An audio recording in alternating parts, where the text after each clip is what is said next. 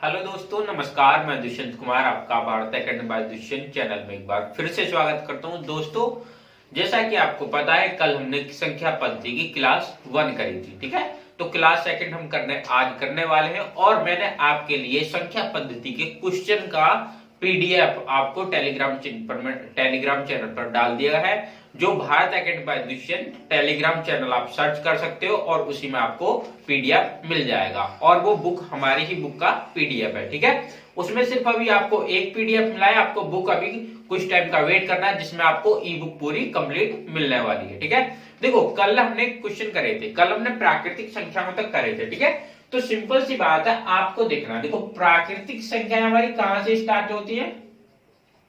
प्राकृतिक संख्याएं हमारी देखो 1 से स्टार्ट होती है। ठीक है, तो प्राकृतिक संख्याएं हमारी 0 से स्टार्ट न होकर 1 से स्टार्ट होती है और हमारी इन्फिनिटी तक जाती है। देखो 1 2 3। ठीक है, हमारी अनंत तक होती है प्राकृतिक संख्याएं। अब देखो हम उसी के हिसाब से चलने वाले हैं। अगर आपसे ये कह दे क्वेश्चन, आपसे देखो एक इसी में टॉपिक आता है, यानी कि देखो प्राकृतिक संख्याओं का योग। प्राकृतिक संख्याओं में सम संख्याओं का योग भी होता है, विषम संख्याओं का योग भी बनता है। ठीक है, तो देखिए अगर आपसे देखो क्वेश्चन पूछ लिया जाता है, जैसे कि देखो 1 से लेकर 100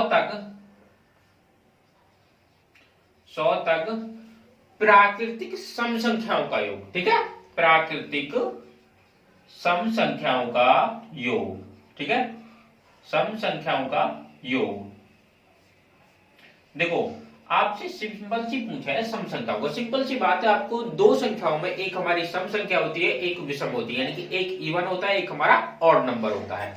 तो सिंपल सी बात है, हमारे 100 तक, सिंपल सी बात है 100 तक आधे का रेशियो होता नहीं होता, क्योंकि हमारी दो संख्याएं होती है। दो संख्याओं में एक हमारा सम होता है, एक हमारा विषम हो जाता है। इसलिए हम क्या करेंगे, हम 2 से डिवाइड करेंगे। ठीक है, और टोटल 100 प्राकृतिक संख्या है। ठीक है, तो 100 में से हमने 2 का डिवाइड करा तो हमारी कितनी 50, यानी कि हमारी जो प्राकृतिक संख्या है जो 100 तक है वो हमारी कितनी है 50 है। ठीक है, और अब हमें इन 50 संख्याओं का योग निकालना है जो हमारी सम है। तो इनका योग का फॉर्मूला क्या होता है? देखो सम संख्याओं का योग का फॉर्मूला बनेगा आपको n+1/2। ठीक है, जो हमारी ये 50 संख्याएं, ये हमारी n की वैल्यू होती है और हमें इसे पुट करना है इस फॉर्मूले में। ठीक है, n की वैल्यू हमारी कितनी 50 + 1/2।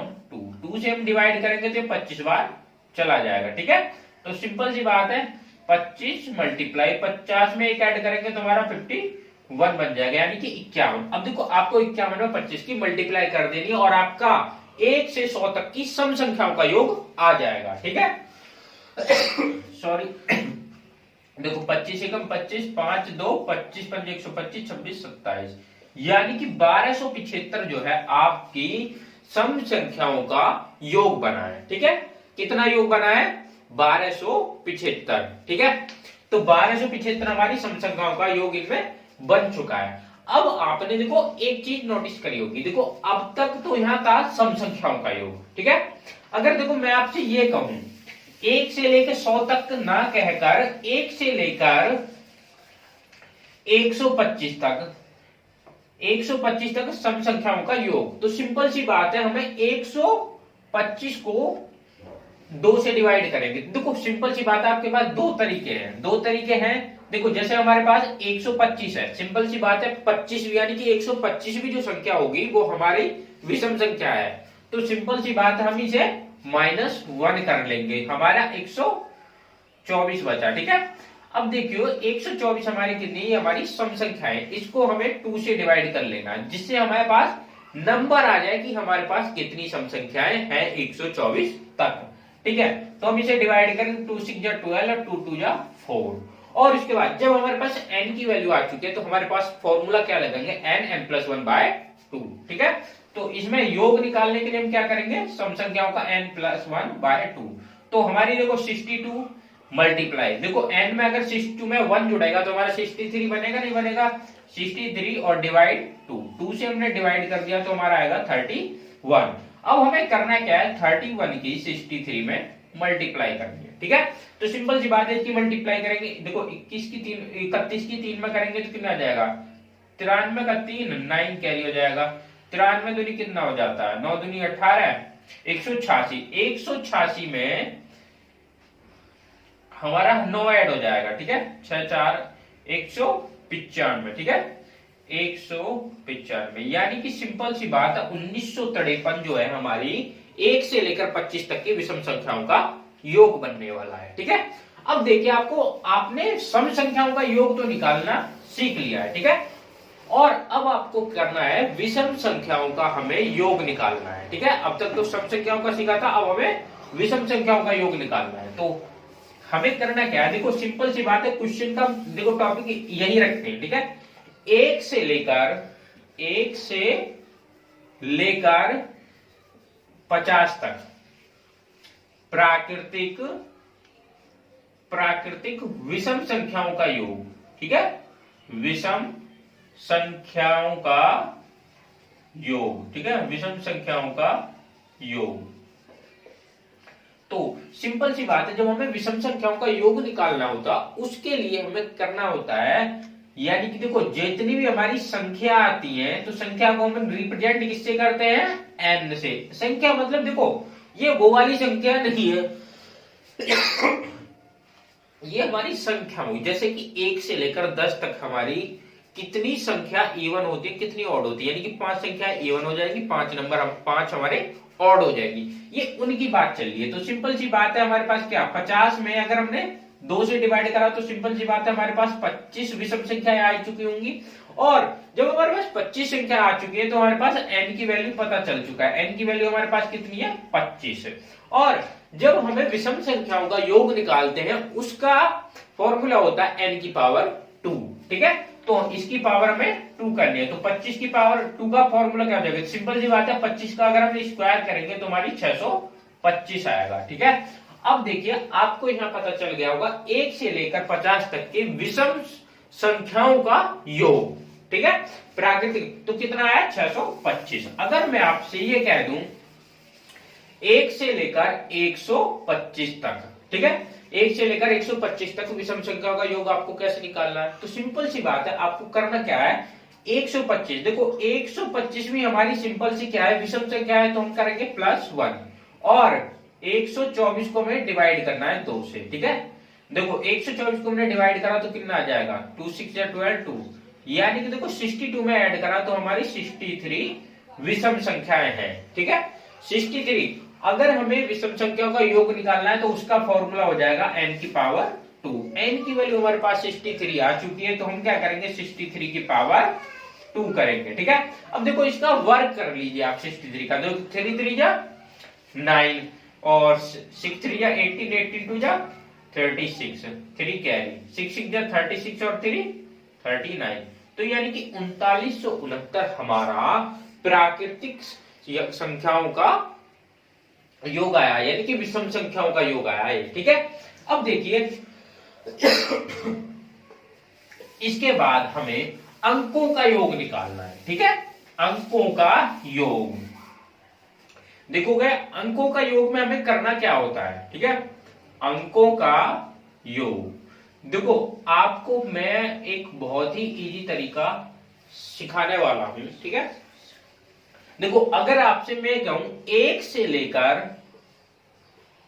लेकर 9 तक, 1 से लेकर 9 तक हमारी कितनी संख्याएं होती है, सिंपल सी बात है 1 से लेकर हमारी 9 तक 9 ही संख्याएं होती है, ठीक है।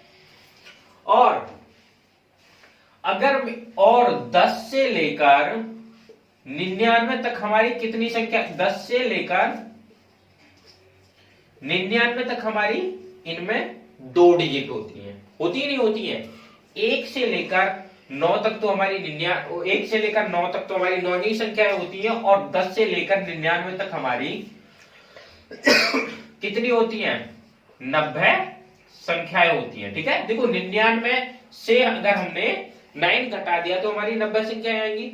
और ये अंकों का योग, यानी कि अगर आपसे क्वेश्चन ये पूछ ले जाए कि 1 से लेकर, क्वेश्चन आपसे अगर देखो क्वेश्चन आपसे पूछा नहीं, जब पूछा ही ऐसा जाता है 1 से लेकर 100 तक कितने अंकों का कितने अंकों का प्रयोग किया जाता है, ठीक है, कितने अंकों का प्रयोग। देखो सिंपल सी बात है, आपको क्या कह रहा, कितने अंकों का प्रयोग किया जाता है, इसमें क्या दे रखा है, अंकों का प्रयोग।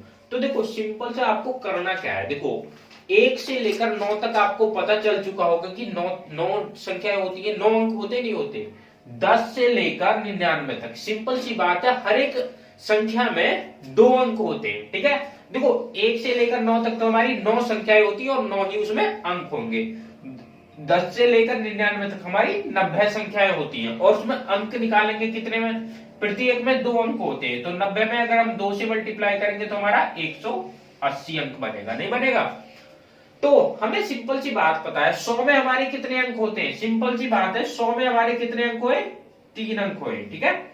100 में हमारे कितने अंक हैं, 3। तो देखिए आपको ये प्लस कर देना, 9, 180 और 3। तो देखो 9 3 12, 2 8 और 1 9 और 192, यानी कि 1 से लेकर 99 तक हमारे 192 अंकों का प्रयोग किया जाता है, ठीक है। अगर देखो मैं आपको और क्वेश्चन लेकर चलता हूं इसी टाइप पर।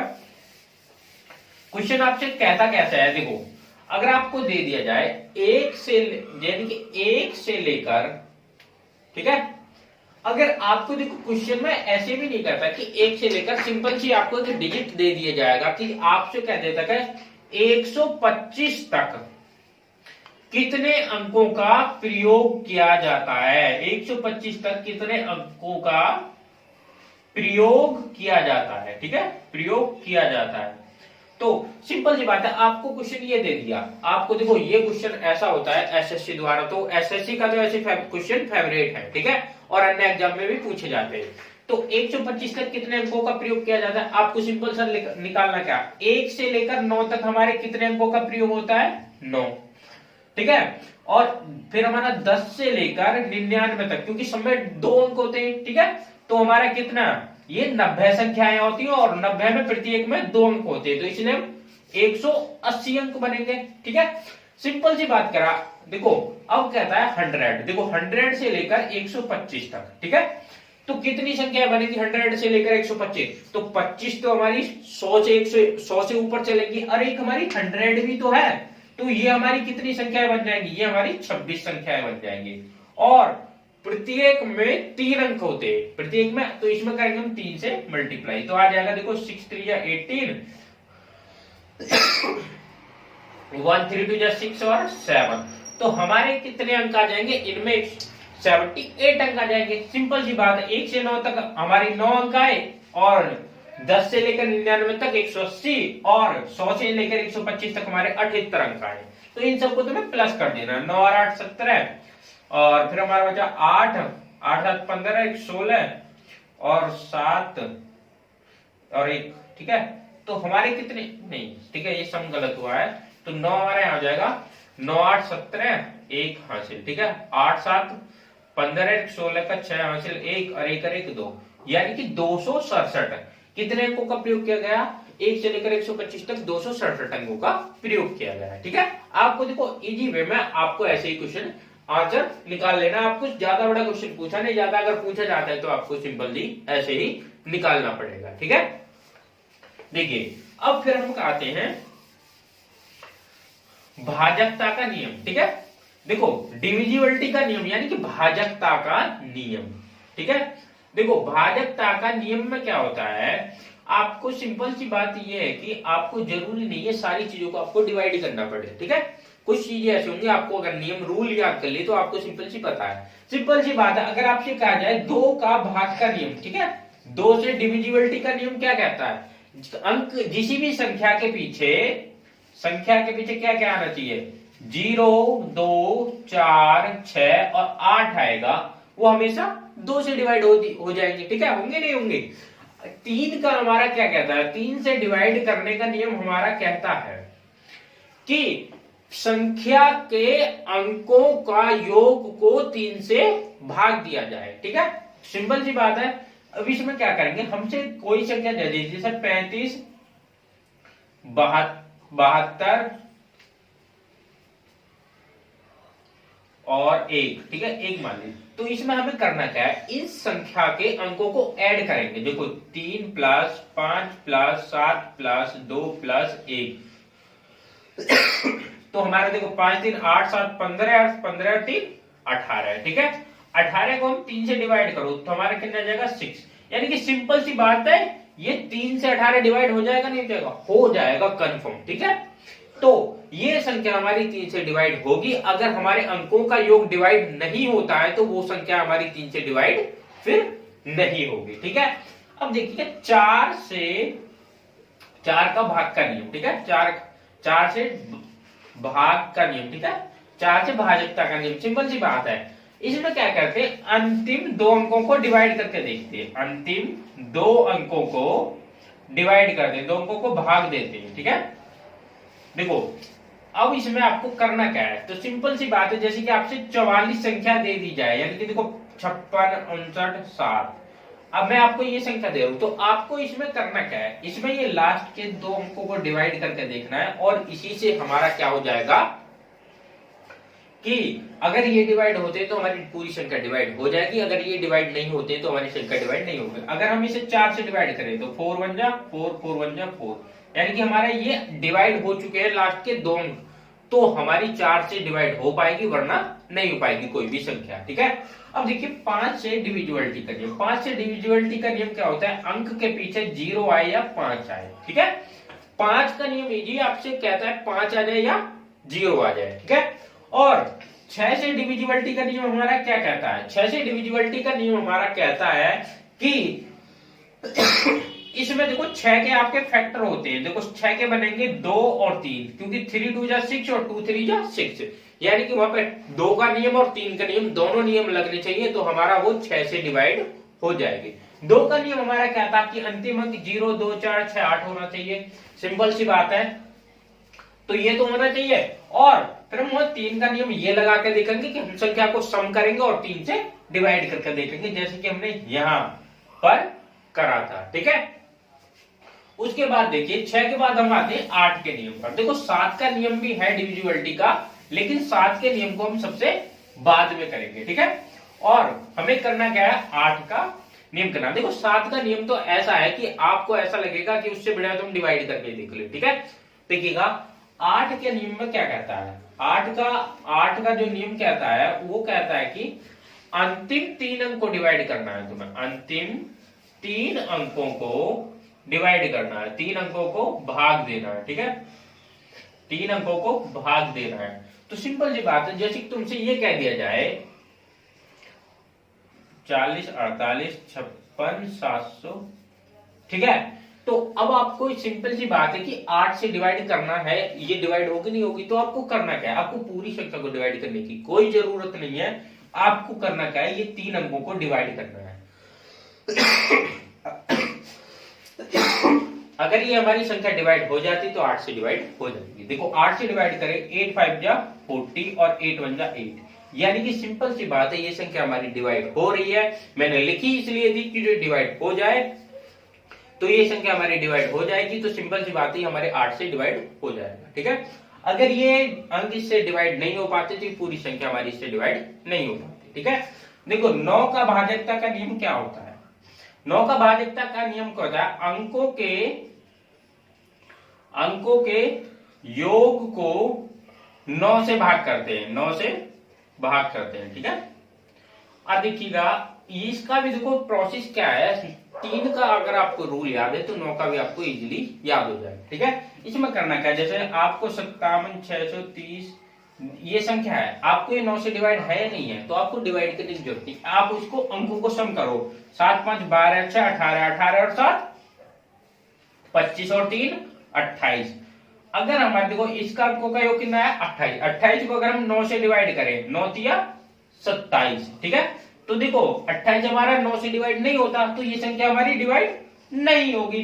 अगर मैं यहाँ पर ये लिखूं 5 6 6 7 3 और इस संख्या को हम डिवाइड करें, देखो 5 6 11 11 6 17 17 और 7 17 और 7 कितना 17 3 20 24 और 3 27, तो इसका हमारा सम बैठ रहा है 27। 27 को हम 9 से डिवाइड कर सकते हैं, 3 बार डिवाइड होगा, तो सिंपल सी बात है, अगर ये हमारी डिवाइड हो रही है तो ये हमारी इससे डिवाइड हो जाएगी। ठीक है, उसके बाद देखिए 10 का भाजकता का नियम आपसे क्या कहता है। देखो 10 का नियम ये कहता है अंतिम अंक 0 होना चाहिए। तो अंतिम अंक हमारा क्या होना चाहिए, 0। 10 में से क्या है, सिंपल सी बात है, अंतिम अंक हमारा क्या होना चाहिए, 0 होना चाहिए, जिससे हमारा ये डिवाइड हो जाएगी।